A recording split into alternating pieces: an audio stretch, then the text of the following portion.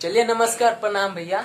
एक वोट वाला सरस्वती पूजा गीत गाना रिकॉर्ड हुआ है, ब्रजेश भैया के जीतैया। यहाँ पे है ब्रजेश भैया, मुखिया चैनपुर क्षेत्र बसतपुर क्षेत्र से हाथ जोड़ा था। चलिए गाना आप सबको सुनाते हैं।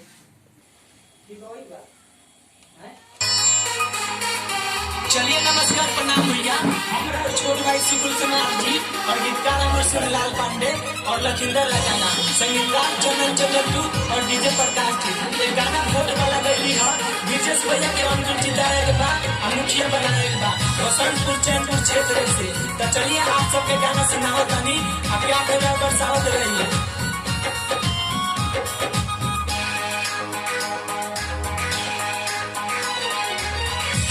चोरी करे बिनतिया फेर दिहिरो नजरिया, हाथ जोड़ी करे बिनतिया फेर दिहिरो नजरिया। सुखिया के सुख बारे दुखिया में दुख हो, सुखिया में सुख बारे दुखिया में दुख हो।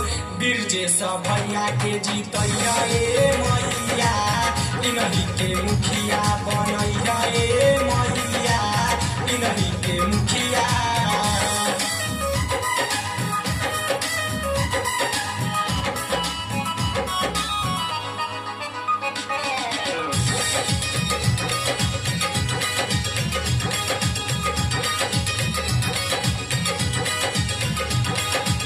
बसंत चैनपुर से बारह उम्मीदवार हो, जय जय बोलत बाटे जनता समाज हो।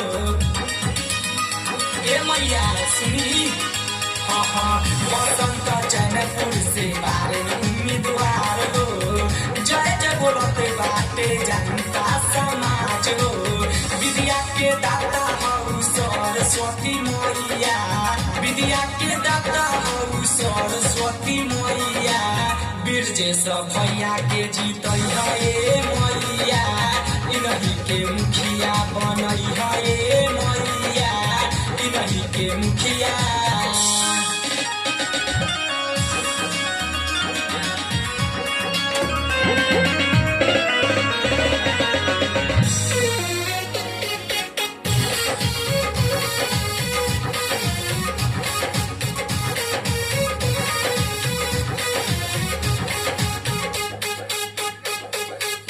गीत लिखी देले राइटर लखिंदर, गाई के सुनाओ तारन सुकुल सम्राट हो।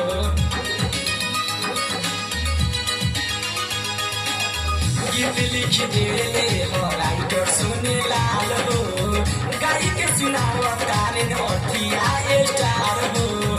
सुनली ना बेटा के पुकरिया ए मैया, ब्रजेश भैया के पुकरिया ए मैया, इन्हीं के मुखिया बनैया ए